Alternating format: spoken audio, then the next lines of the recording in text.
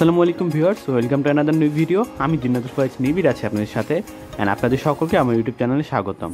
So আজকে আমি পঞ্চগড় থেকে ঢাকা যাচ্ছি নাবিলের স্কেনিয়া বিজনেস ক্লাস এসি বাসে করে। আজকের ভিডিওতে আমি আমার এই জার্নির সকল এক্সপিরিয়েন্স আপনাদের সাথে শেয়ার করব। রাইট নাও আমি অবস্থান করছি নাবিলের পঞ্চগড়ের যে কাউন্টার সেখানে, আর এটি হচ্ছে আমার আজকের journey partner নাবিলের Scania by Excel 7826 সিরিয়ালের। সো এটি হচ্ছে নাবিলের প্রথম লটের স্কেনিয়ার একটি।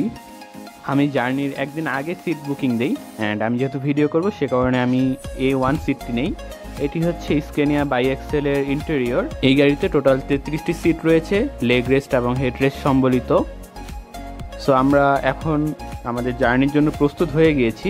এই গাড়িটি পঞ্চগড় থেকে রাত 8:30-এ ছাড়ে, বাট আমাদের গাড়িটা 10 মিনিট লেট করে ছেড়েছে। যদিও লং রুটের গাড়ি 10 মিনিট কোনো ব্যাপার না।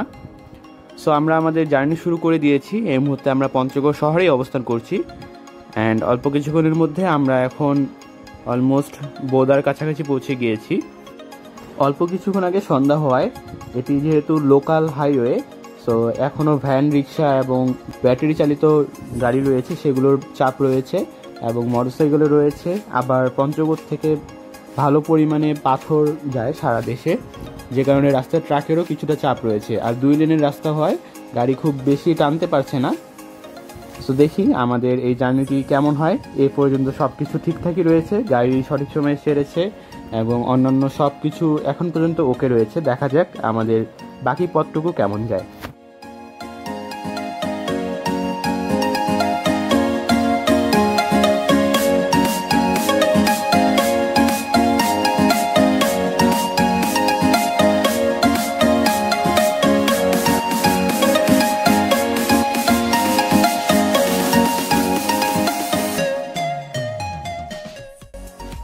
রাইট নাও আমরা অবস্থান করছি ঠাকুরগাঁও সদরে। এখন আমরা ঠাকুরগাঁও একটা যাত্রা বিরতি দিয়েছি, এখানে আমাদের কিছু প্যাসেঞ্জার্স রয়েছে, তারা চলে আসলে আবার আমরা আমাদের জার্নি শুরু করব। এখানে একটা ব্যাপার হচ্ছে, পঞ্চগড় থেকে যেই গাড়িগুলো ছাড়ে সেগুলো মূলত ঠাকুরগাঁও এবং সৈয়দপুর পর্যন্ত প্যাসেঞ্জার্স নিয়ে থাকে। সো এক্ষেত্রে 5-10 মিনিট কিছুটা ব্রেক পাওয়া যায়, কিন্তু সৈয়দপুরের পর ফুড ভিলেজের আগে সাধারণত আর কোনো ব্রেক দেওয়া হয় না। সো রাইট নাও আমরা আবারও ঠাকুরগাঁও শহর থেকে আমাদের জার্নি শুরু করলাম। এখন বাজে হচ্ছে 9:30। সো 1 ঘন্টা লেগে গিয়েছে আমাদের ঠাকুরগাঁও পৌঁছাতে এবং পুনরায় আমাদের জার্নি স্টার্ট।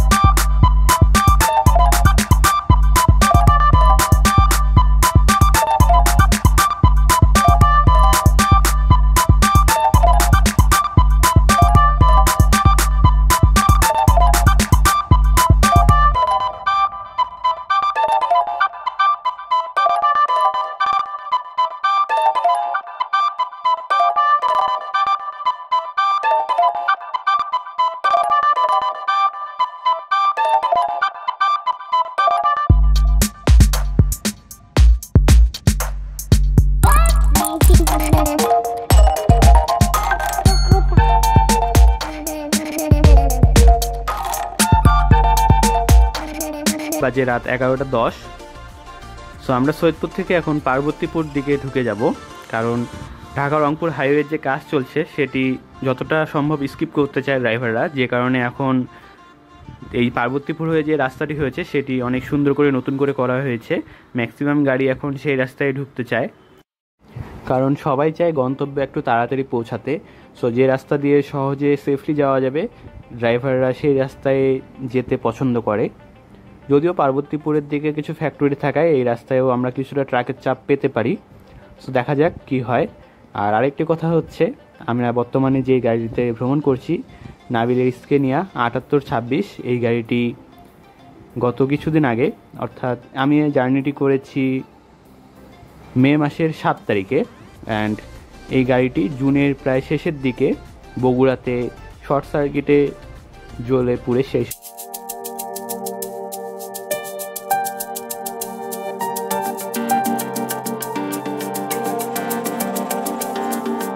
বেশ ভালোভাবে মেনটেনেন্স করা হয়, তারপরেও দুর্ঘটনা তো আর বলে কয়ে আসে না, তাই একটা দুর্ঘটনা ঘটে গিয়েছে। আশা করছি এরপরে আর কোনো ব্যানারের কোনো গাড়িতে এমন কিছু ঘটবে না। আমরা চাই যারা বাস মালিক রয়েছেন তারাও ব্যবসায় সফল হোক, এবং যারা বাসের সাথে সংশ্লিষ্ট রয়েছেন তারা সবাই ভালোভাবে চলুক, এটাই আশা করি। আর আমার এই জার্নি রিভিউটি এত দেরি করার পেছনে এটাই কারণ ছিল যে আসলে ভিডিওটা আপলোড করব কি না, কারণ গাড়িটা নাই, এই গাড়ির ভিডিও আপলোড করব। সো ফাইনালি ডিসিশন নিলাম যে করেই ফেলি, একটা স্মৃতি হিসেবে থেকে যাবে। গ্যালারিতে থাকলে হয়তো বা কখনো মুছে যাবে, তাই ইউটিউবে একটা স্মৃতি হিসেবে রয়ে গেল এই গাড়ির সাথে একটা ভ্রমণ। সো আমরা রাস্তায় কিছু ট্রাক দেখতে পাচ্ছি এখন পার্বতীপুরের দিকে এসে। এরপরে আমরা আপনাদের সাথে সরাসরি কথা বলবো একেবারে ফুড ভিলেজের কাছাকাছি গিয়ে। সে পর্যন্ত সবাই কিছুটা রাস্তার ভিউ এনজয় করুন।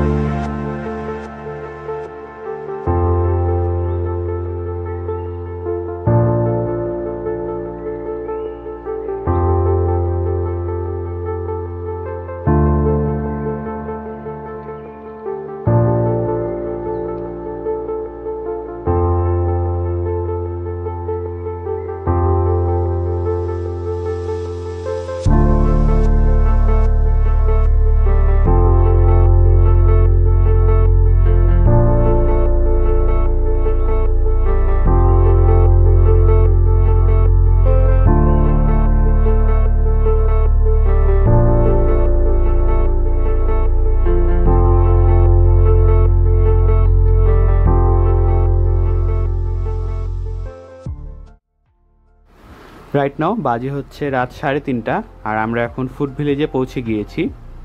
7 ঘন্টার মতো লেগেছে আমাদের পঞ্চগড় থেকে ফুড ভিলেজ পৌঁছাতে। সো এখানে আমরা এখন হালকা কিছু খাওয়া দাওয়া এবং রিফ্রেশমেন্ট নিব, অ্যান্ড দেন আবার আমাদের জার্নি শুরু করব। এই হচ্ছে ফুড ভিলেজের ভেতরে, এটি হচ্ছে ফুড ভিলেজের মেনু। আমি এখানে কিছুক্ষণ রাখছি, আপনারা চাইলে এখানে খাবারের মূল্যটা দেখে নিতে পারেন। রাতের বেলা ফুড ভিলেজে বাসের মেলা লাগে। উত্তরবঙ্গের যেগুলো স্বনামধন্য অপারেটর রয়েছে রাজশাহী এবং রংপুর বিভাগের, এবং কুষ্টিয়ার দিকেরও বেশ কিছু গাড়ি এখানে আমরা দেখতে পাই। নাবিলের স্কেনিয়া, দেশ ট্রাভেলসের হুন্দাই, হানিফের ভলভো, নন এসি সকল বাস এখানে দেখা যায়। সো 4টার সময় আমরা আমাদের জার্নি আবারও শুরু করলাম। এখন দেখার পালা আমরা কখন ঢাকায় গিয়ে পৌঁছাই।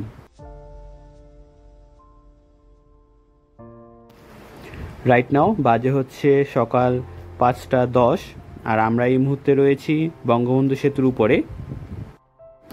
আমার এই জার্নিতে নাবিলের স্কেনিয়াতে পঞ্চগড় থেকে ঢাকা ভাড়া পড়েছে 1700 টাকা রেগুলার প্রাইস। আর এই ঢাকা পঞ্চগড় এই রুটে নাবিলের 2টি স্কেনিয়া চলে, একটি বাই এক্সেল এবং একটি মাল্টি এক্সেল। ঢাকা থেকে প্রতিদিন রাত 11টায় পঞ্চগড়ের উদ্দেশ্যে নাবিল স্কেনিয়া বাসটি ছেড়ে আসে, আর পঞ্চগড় থেকে ঢাকা প্রতিদিন রাত 8:30 পঞ্চগড়ে যে নাবিলের কাউন্টার রয়েছে সেখান থেকে ছাড়ে, এবং ঠাকুরগাঁও থেকে এই বাসটি রাত 9:30 ছাড়ে, যেটি পঞ্চগড় থেকে ঢাকায় আসে। সো এখন পর্যন্ত আমার এই জার্নিটি বেশ ভালোভাবেই চলছে, দেখা যাক শেষ পর্যন্ত কি হয়।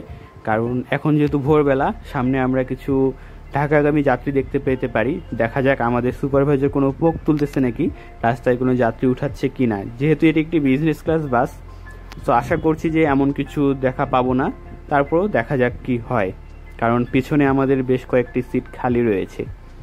সো লোভ না সামলে উঠাতেও পারে, যদি উঠায় তাহলে অবশ্যই আমি শেয়ার করব।